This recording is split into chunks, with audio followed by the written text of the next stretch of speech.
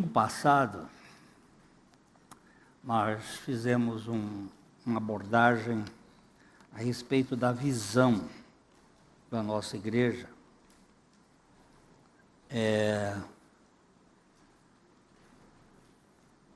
Conhecer a Cristo, a Jesus Cristo crucificado pessoalmente e fazê-lo conhecido em todo lugar, através da graça do Pai, pelo poder do Espírito Santo. E nós vamos falar hoje um pouquinho sobre a questão quais os propósitos do viver cristão. Por que eu existo como cristão? Para que eu existo como cristão? Qual é o propósito da minha vida como cristão? Então nós temos aqui Isaías 26:3, o profeta Isaías está dizendo uma coisa interessante. Vamos ler juntos? Tu, Senhor, conservarás em perfeita paz aquele cujo propósito é firme, porque ele confia em ti. Pai, eu sei que se o Senhor não firmar os nossos passos na tua palavra, nós estamos realmente incapazes de te seguir. Portanto, pedimos em nome de Jesus, firma os nossos passos. Firma o propósito do nosso coração em ti mesmo, para que em tudo tu sejas glorificado. No nome do teu Filho Jesus. Amém. Glória de Deus. Nós fizemos 5 marcas, 5 degraus que poderemos usar como fundamentação para estes propósitos. Primeiro de todos é a glória de Deus. Qual é o propósito da nossa existência como cristãos neste mundo caído? O breve catecismo de Westminster começa suas perguntas assim: qual é o fim principal do homem? E a resposta é simples: o fim principal do homem é glorificar a Deus e gozá-lo para sempre. Nós, como cristãos, existimos apenas e tão somente para glorificar a Deus e gozá-lo eternamente. E gozá-lo aqui na terra é o princípio do céu. O Salmo 16, verso 2, na nova versão transformadora, ele diz o seguinte, juntos: eu disse ao Senhor, tu és meu Senhor, tudo que tenho de bom vem de ti. Tu és o meu bem maior, a outra versão diz.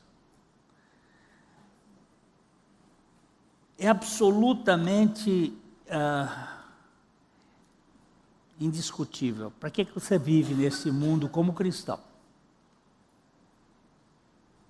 Qual é a finalidade da sua vida, da minha vida como cristãos? Aí para o céu, não tem nada com o céu. Eu vivo para pregar o Evangelho. Não tem nada com pregar o Evangelho. Pode ser que sim, se for para a glória de Deus. Se não for para a glória de Deus, meu amigo, tudo que nós fizermos não tem valor nenhum. Lembre-se que o pecado é isso aqui: todos pecaram, destituídos ou separados ficaram da glória de Deus. E o que é a salvação? É o retorno do homem para viver para a glória de Deus. Quer comendo ou bebendo ou fazendo qualquer coisa. Se eu fizer sexo apenas para satisfazer o meu instinto eu estou fazendo errado. Se não for para a glória de Deus, está errado. Eu comecei logo bem rasteiro, bem num instinto que é um instinto feroz. É tudo para a glória de Deus.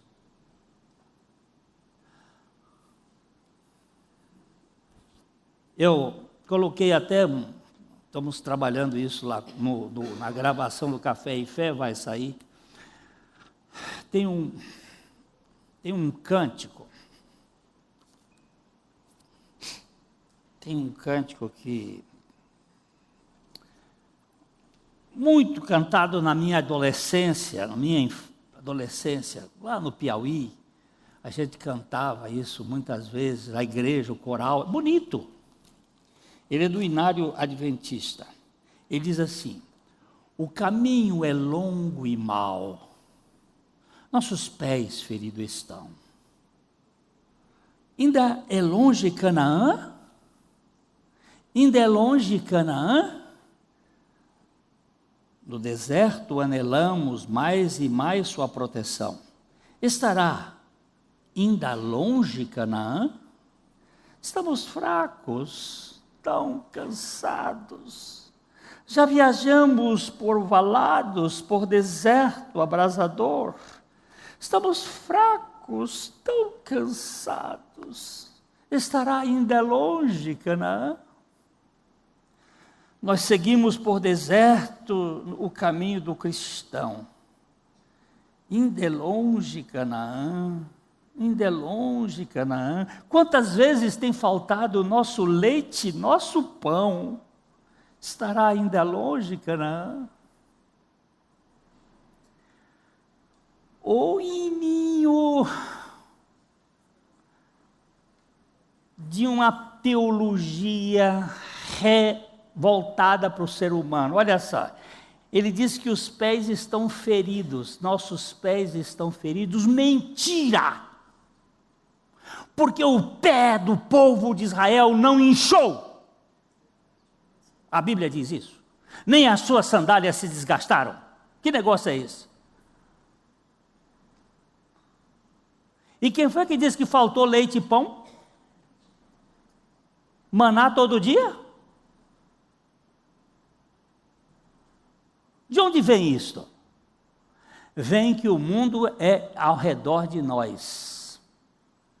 Nós é que queremos receber a glória. Para onde foi o culto da igreja moderna? Saiu de cima do altar de Deus e voltou para nós. Vamos cantar um hino aqui para o nosso deleite espiritual.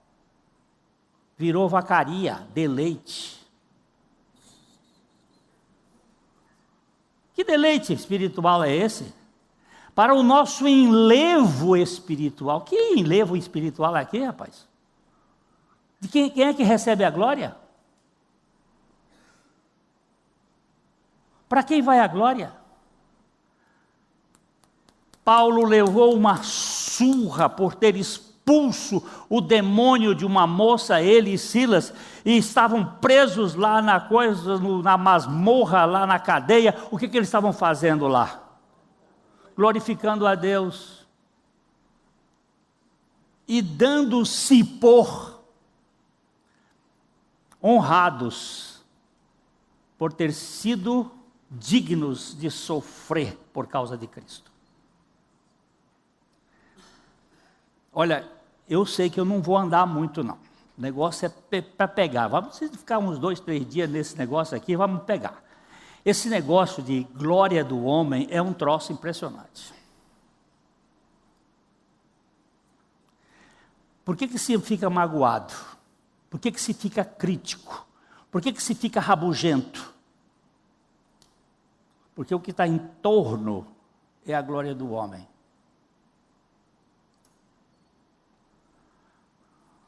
Eu estou trabalhando para Deus. O meu trabalho é para Deus. Eu estou trabalhando para a glória de Deus, meu irmão. Aí vem o vento norte.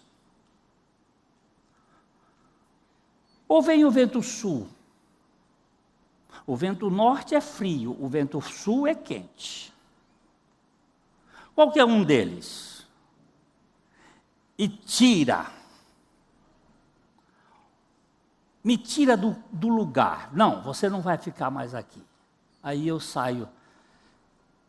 Eu dediquei a minha vida para o Senhor e ao que eles fizeram comigo.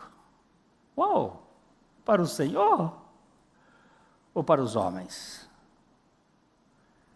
Lá no Rio de Janeiro, há muitos anos atrás, eu estava com meu sogro. Nós tínhamos ido ao Ministério da Educação. Eu já fui diretor de colégio, estava lá mexendo com problema de educação, lei de diretrizes e bases. Aí voltando com meu sogro, nós estávamos andando assim, encontramos um pastor, muito amigo do meu sogro. Aí o pastor, Jader, veja o que a denominação fez comigo. Aí ele começou, eu dediquei minha vida, 50 anos de ministério, veja o que eles fizeram comigo. Agora eu sou uma casca de banana. Comeram a banana e jogaram a casca. Aí entramos no táxi e o meu sogro virou para mim e disse, meu filho, você viu aquela conversa do pastor? Para quem ele estava trabalhando? Para Deus? Ou para ele?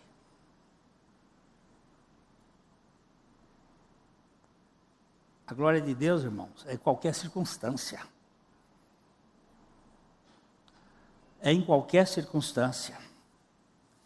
Não é uma coisa assim, não, me desprezaram? Opa, vamos fazer festa. Porque o Senhor permitiu isto. Ele está no controle de todas as coisas. A absoluta suficiência de Deus faz dele o objeto supremo que sempre se há de buscar. A verdadeira felicidade consiste unicamente em fruir a pessoa de Deus. Seu favor é vida, e sua amorável bondade é mais do que a vida. Lamentações capítulo 3, verso 24. A minha porção é o Senhor, diz a minha alma, portanto esperarei nele. Nele somente. Mais ninguém.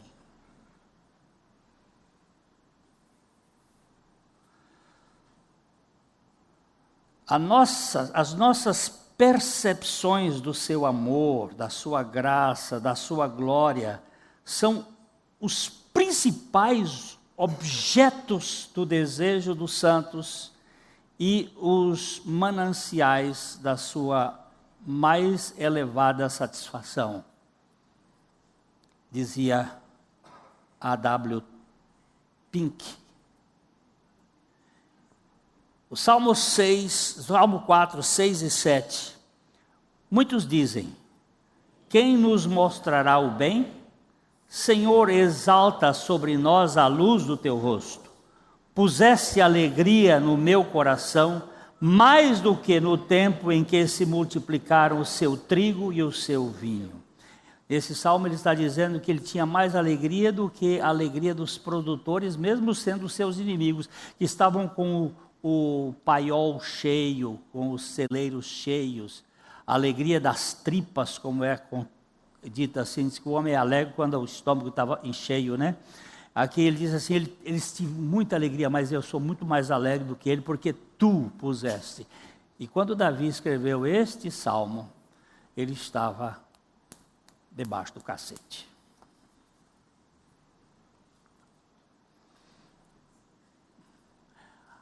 Felicidade no sucesso é interessante.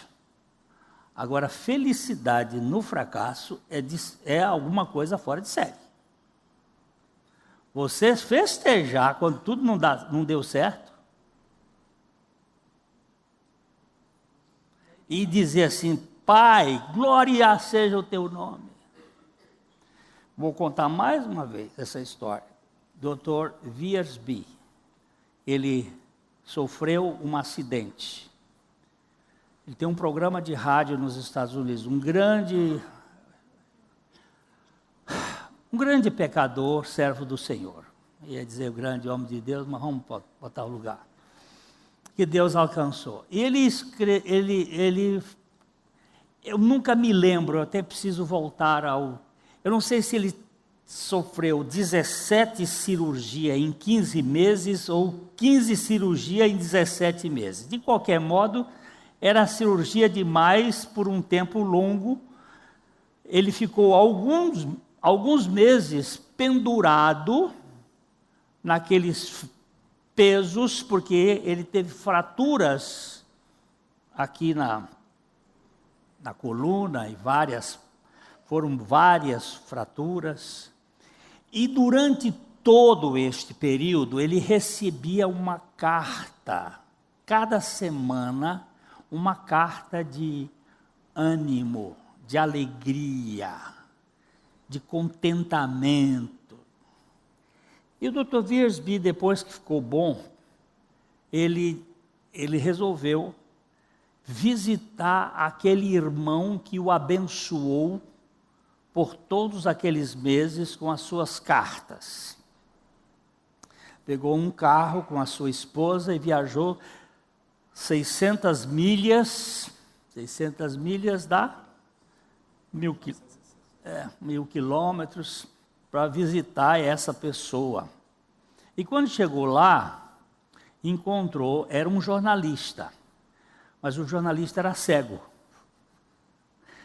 E ele não tinha as duas pernas, porque ele era diabético.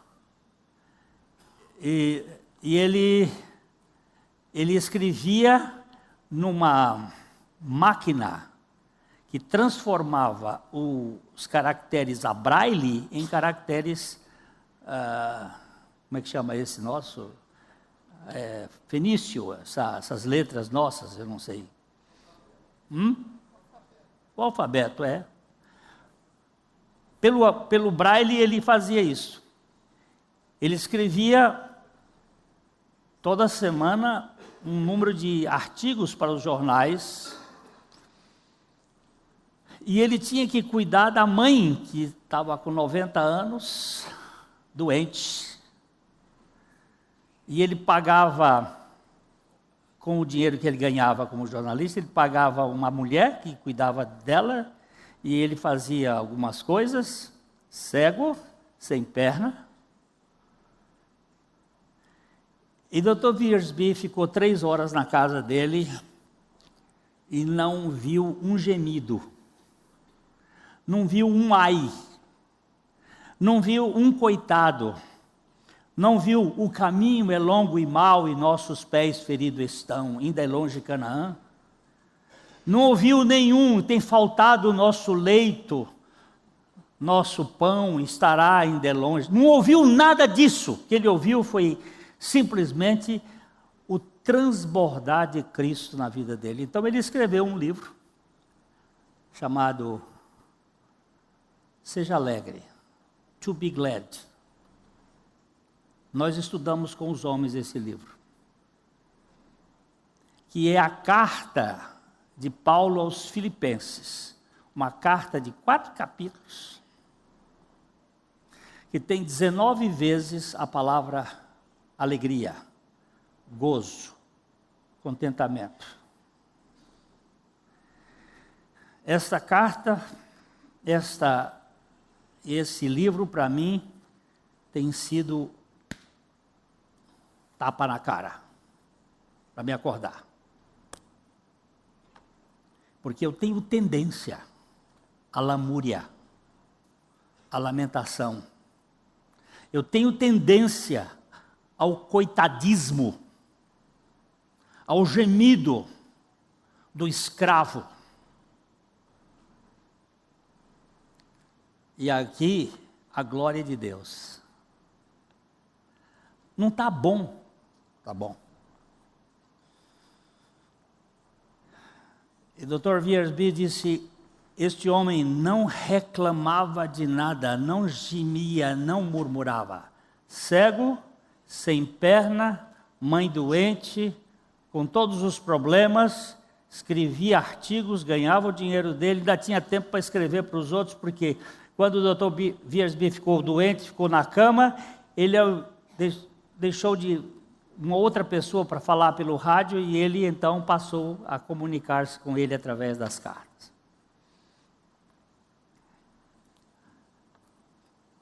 C.S. Lewis, que é o autor das Crônicas de Nárnia, muito famoso, ele definiu muito bem este ponto quando disse: o homem que tenta diminuir a glória de Deus, recusando-se a adorá-lo, é como um lunático que deseja apagar o sol escrevendo a palavra escuridão nas paredes da sua cela.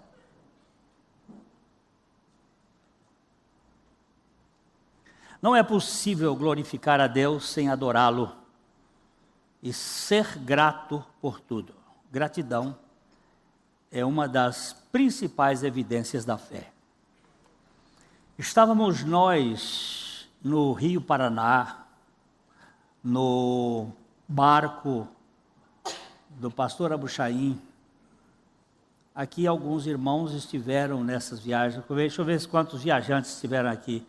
1, 2, 3, 4, Alguns aqui ficaram. Era um barco, devia ter uns 8 metros de comprimento, por 2 de largura. Ali dentro tinha um porão que botava a comida, mas ele era baixinho, ele é dessa altura assim, mais ou menos. E tinha, são beliches, né? Você montava ali, 4 pessoas ficavam aqui, 2 pessoas ficavam lá no camarote. E aquele teto de zinco, né? E o calor que fazia ali, e a muriçoca. Imagina quando o Carapanã descia assim, eles não vinham, eles vinham assim em bloco, aquela horda. E um dia nós estávamos lá reclamando, lá no que calor, que sol e tal, e de noite para dormir, quem dormia não tinha vento, fechava aquela coisa, tentava botar aquela telinha, mas as bichas entravam e nós estávamos reclamando, e ele gritou lá, disse: esta reclamação não agrada ao ouvido do Senhor. Suas lamentações. Opa!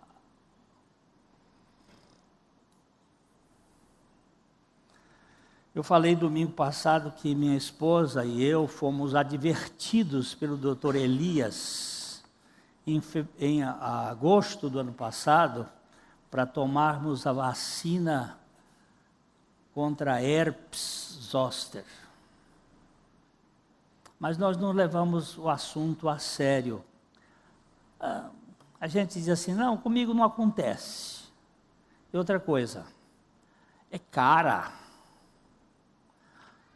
A vacina custa R$480. Vamos deixar isto. Eu agora, quando vejo minha esposa de noite, essa noite foi uma gemição todinha, ela chora, dói. Pegou daqui a aqui 4 ramos de nervos, dói, mas dói. Eu fico pensando, como vai ser o sujeito no inferno? Como é que ele vai ficar lá no inferno? Não deu atenção à palavra de Deus. E quando chegar lá, que não tem mais retorno, porque aqui ainda tem remédio. E quando não tiver mais remédio?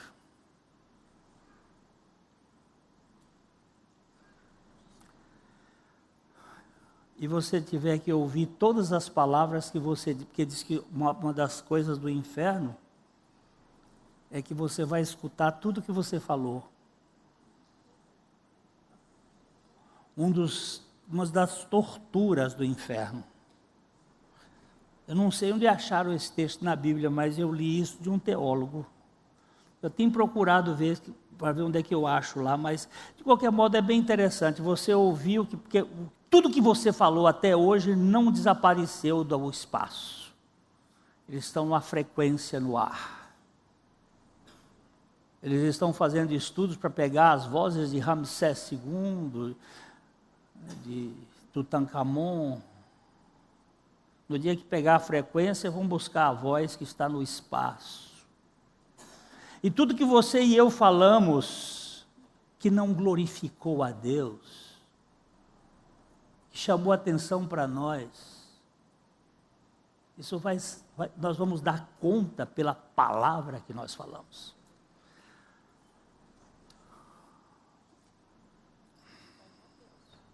Não vamos botar medo de ninguém não, só estamos dizendo o seguinte. Minha esposa disse assim para mim, bem, se eu soubesse do tamanho da dor, no outro dia eu tinha tomado a vacina. Mas a gente não sabe. Gente, glória de Deus, não é porque Deus é vaidoso que está querendo glória para Ele. Não é que Deus é um cheio de si mesmo, que diz assim, não, olha para mim. É que ele diz o seguinte, se você não der glória para mim, você não pode se reabastecer. Subindo aqui a rua Tupi, morava na rua Santos, subindo a rua Tupi, encontrei um médico, também advogado. Ele olhou para mim e disse assim, Pastor Glênio, Deus é muito vaidoso. Ele quer a glória só para Ele? Por que esse Deus quer só a glória para Ele? Eu digo, doutor, ele não é que ele seja vaidoso, não. Naquele tempo era um Motorola, o radinho, o telefone. Era um tijolo, desse tamanho aqui, que durava umas 3 horas. Não era, Gilberto? Umas 3 horas aí você tinha que ir lá e botar energia. Eu perguntei para ele, doutor, este telefone celular do senhor aí, a cada 3 horas tem que carregar. Sabe por quê? Porque ele não pode, naquela ocasião eu disse que era, mas é Furnas. Eu falei que era Itaipu. Eu disse, ele não pode viver sem Itaipu. Porque a vida dele precisa ser reabastecido por Itaipu, mas depois eu soube que é Furnas, aqui no Paraná é Furnas. Você tem que enfiar e plugar em Furnas. Furnas está lá, mas Furnas está aqui, Furnas está aqui, Furnas está aqui. Se não plugar, ele morre. Não é que Furnas é vaidosa, é que toda a energia vem para cá, vem de Furnas. Não é que Deus é um ser vaidoso, é que Deus sabe que sem Ele você vai morrer. Aí ele olhou assim para mim, eu nunca tinha pensado nisso. Eu disse, pois pode pensar agora. Sem Deus o Senhor não é nada, não é sem religião, não é sem catolicismo, não é sem protestantismo, não é sem evangelicismo, é sem Cristo e sem a glória totalmente para Ele. Está acontecendo isso que eu não gosto, não é bom, mas a Bíblia diz, em tudo, dai graças. Ele não diz por tudo dai graças, mas em tudo. Não estou dando graças pela morte, eu estou dando graças em meio à morte. Senhor, eu te agradeço por todas as circunstâncias da minha vida. Gratidão é uma das principais evidências da fé, ok? Agora só uma coisa, Salete, você é personal trainer, né? Você é professora de educação física, você pega umas mulheres na rua, eu já vi você andando com elas, botando elas para andar, né? Exercício físico é importante, né? Muito. Se você não fizer exercício físico, atrofia, não é? E se você não der graças, atrofia o seu espírito. Exercício espiritual. Não é, Sandra? Dá graças em tudo.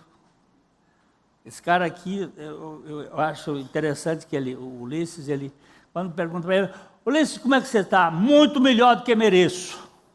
E aí ele vai batendo os cartões dele, todos tem ligação com esse negócio de Cristo, de Senhor. Eu dou graças por tudo. Sempre está bom, Ulisses? Pela graça e misericórdia de Deus. Mas sempre está do jeito que você queria? Sempre do jeito que ele quer. Pronto, olha só. Não é do jeito que eu quero, sempre do jeito que ele quer. Então, gente, eu li uma frase que adaptei. A frase, quem não tem quase nada, normalmente agradece por quase tudo. Mas quem tem tudo, o que precisa, normalmente reclama por nada. E critica por quase tudo. Uma pessoa ingrata e crítica não pode glorificar a Deus. Pode? As duas coisas são... Água doce e água salgada não vêm da mesma fonte. Como é bom. Eu não estou preocupado, não, porque eu acho que eu não vou sair desse hoje. Aí vou ficar domingo que vem, a gente vai do outro. Mas como é bom você conviver com gente agradecida e gente alegre. Não é? Outro dia eu vi uns meninos dizer assim, eu não vou na casa da minha avó. Aí eu disse, por que você não vai na casa da sua avó? Pensa numa velha chata. Pensa numa velha que só reclama. Ela passa o tempo todo reclamando. Porque é o seguinte, quando você é reclamão na juventude, você passa a ser a enésima potência de reclamação na velhice. Aí dobra, triplica, quadriplica, multiplica, faz um troço sem tamanho. Fica um negócio, um amontoado. E eu disse, mas vocês podiam ir lá e ajudar. Eu disse, mas pastor, aquilo ali não tem jeito. A velha é chata. Ó. Vocês conhecem alguém assim?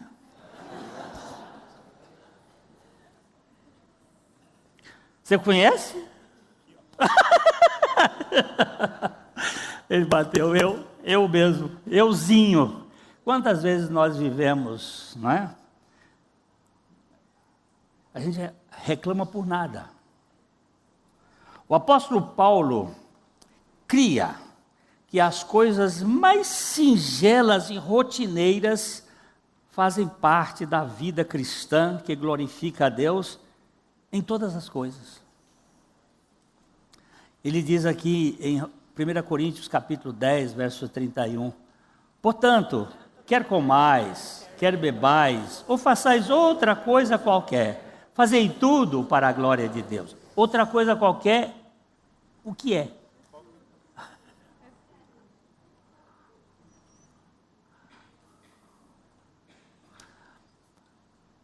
Um dia desses, eu vi um marceneiro batendo um prego. Ele estava... De repente, o martelo deu uma pegadinha no dedo dele. E pela primeira vez eu vi um marceneiro fazer uma coisa que me chamou a atenção. Ele disse, ô Altíssimo, como doeu!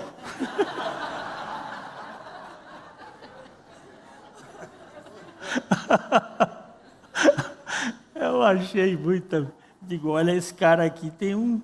Ô Altíssimo! Porque normalmente... Né? Normalmente... Para Oswald Milligan, adoração é dar ao Senhor a glória que lhe é devido como resposta ao que Ele nos revelou e fez em Cristo Jesus, no seu Filho Jesus Cristo. Consequentemente, só começamos a crescer na vida espiritual quando adoramos agradecidos de coração. Não sei se vocês viram que eu errei aqui na leitura. Eu disse, Cristo Jesus, quando estava escrito, seu Filho Jesus Cristo.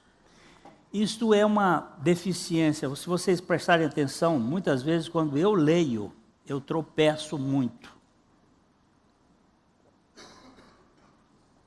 Eu troco letras, eu troco palavras. Eu tenho uma dislexia. Ela foi mais severa. E aí tem trabalhado. A Jane, às vezes, disse, você não parece que tem, mas... Hein?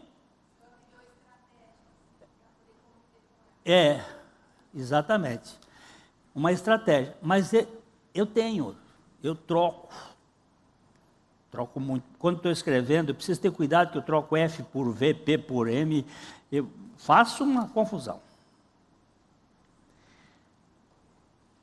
Mas ela é uma realidade, eu tenho que dar graças a Deus por isto. Eu tenho um sobrinho não, é primo. Ele tem uma porção de defeitos. Você pensa uma pessoa que não tem mais lugar para tatuar, né? Ele está todo tatuado, e ele tem uma série de coisas, mas ele creu no Senhor Jesus, e ele pinta com a caneta do Bolsonaro, ele pinta a Bic,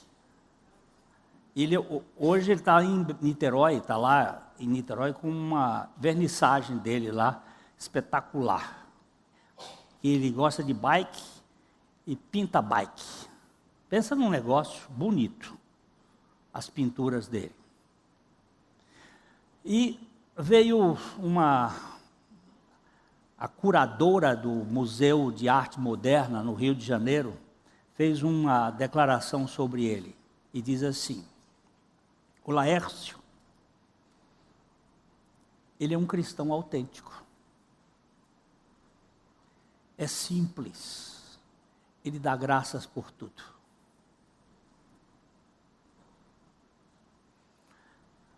Ele é grato. Se você olhar dizendo assim, não, ele é um menino excepcional mesmo de gratidão. Oh Deus, portanto, adorar a Deus é compreender o propósito com o qual Ele nos criou e nos regenerou em Cristo Jesus. Romanos capítulo 11, 36, diz o seguinte, pois todas as coisas vêm dele, existem por meio dele e são para ele, a ele seja a glória para sempre. Olha, seja toda a glória para sempre. A felicidade não é o propósito principal da vida cristã, mas a santidade. E esta só se desenvolve num coração grato, que glorifica a Deus nas menores coisas da existência. Era só isso que tinha. George Miller, o homem que marcou uma história na Inglaterra. Um pouquinho da história de George Miller. Jovem revoltado, mãe morreu cedo, pai muito duro, luterano bem pesado, duro. Se tornou um moço revoltado. Até os 21 anos era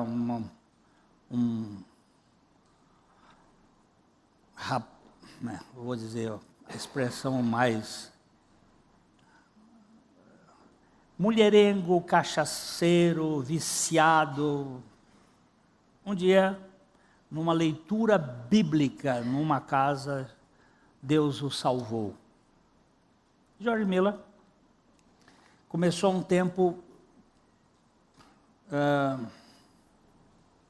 querendo saber como é que ele podia viver para a glória de Deus.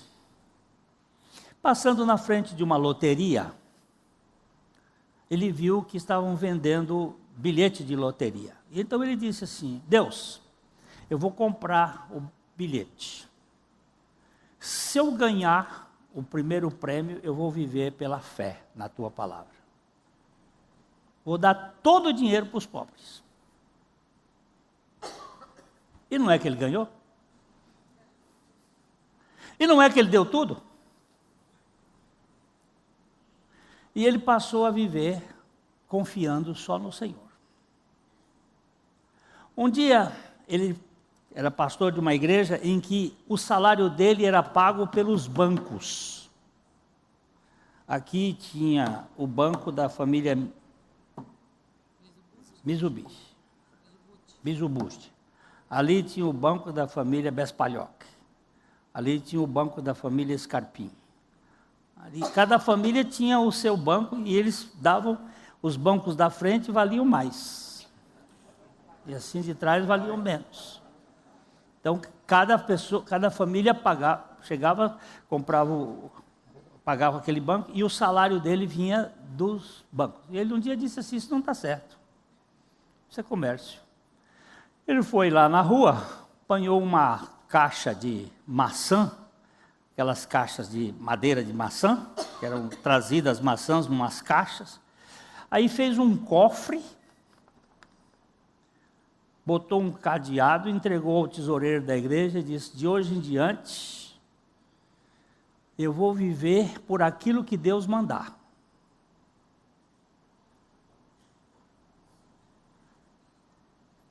E não vou me preocupar mais. Vamos acabar com esse negócio aqui. E a igreja foi contra. E não, eu não vou viver assim. Então, primeiro mês, ele ganhava, em média,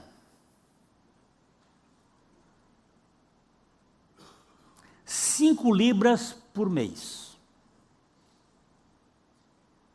Agora, pense libras naquele tempo. Não pensa de libras hoje.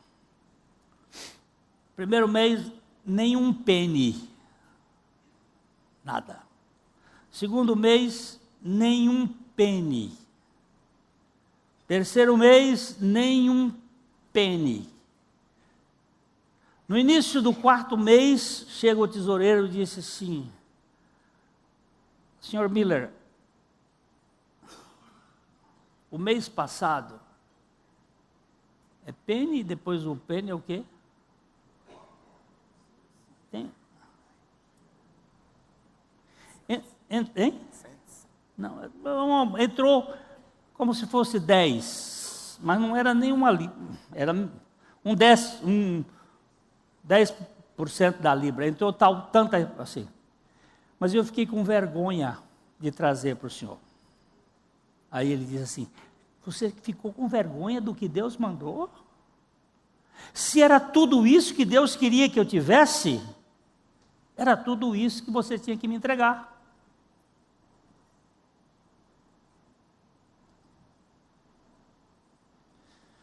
No final daquele ano, entraram 96 libras. Ele ganhava 5, dava 60. Ele ganhou 50% mais do que ele ganhava. E Deus começou a ensiná-lo a viver confiante no que Deus podia fazer. Um dia ele foi visitar uma pessoa que estava trabalhando demais, porque Satanás bota você e a mim para trabalharmos muito, para não termos tempo de ficar com Deus. E aquele cara estava trabalhando 17 horas por dia para poder cuidar de 15 filhos. Também não fazia outra coisa, era fazer filho e foi trabalhar. E ele chegou num ponto que ele disse, chegou lá para o irmão e disse, irmão, você está trabalhando muito, você precisa parar um pouco, você precisa estar na comunhão dos santos, você não tem ido à comunhão da igreja. Ele disse, mas pastor, se eu não trabalhar desse jeito que eu não vou dar comida a meus filhos. E ele disse, não é o seu trabalho que dá comida a seus filhos. Quem dá comida aos seus filhos é o Senhor. Ele pode usar o seu trabalho, mas o seu trabalho Satanás também pode usar, para você não fazer aquilo que o Senhor queria que você fizesse. E por causa disto, ele fundou um orfanato. Ele não fundou o orfanato por causa das crianças. Ele fundou o orfanato por causa dos crentes que não conheciam o que era Deus. E naquele orfanato, que funcionou na direção dele por mais de 60 anos, depois que ele morreu, ele continuou funcionando. Nunca se pediu um Chile, um penny, um Chile para ninguém, só para Deus. Só para Deus.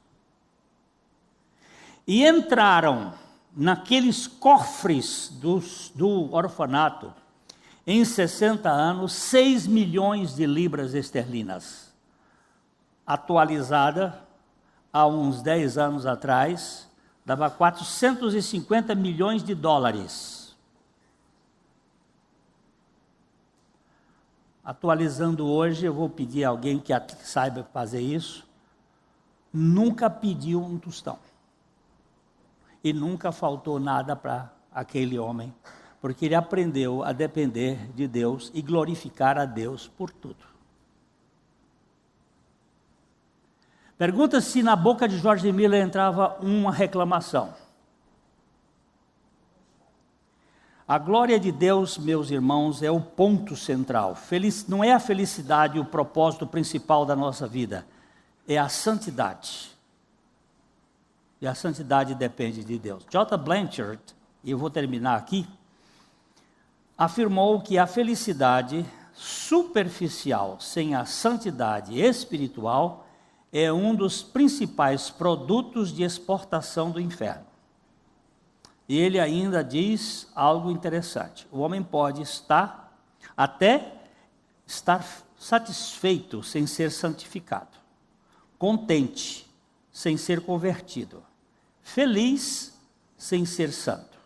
Mas o Filho de Deus nunca, uma vez que é preciso seguir a paz com todos e a santificação sem a qual ninguém verá o Senhor, como diz Hebreus 12, 14. A glória de Deus. Por que você vive? Qual é o propósito da sua vida?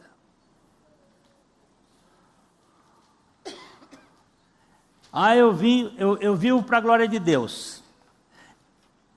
Eu prego para a glória de Deus, eu canto para a glória de Deus, eu oro para a glória de Deus, eu trabalho para a glória de Deus, eu namoro para a glória de Deus, eu caso para a glória de Deus. Pronto, negócio acerta.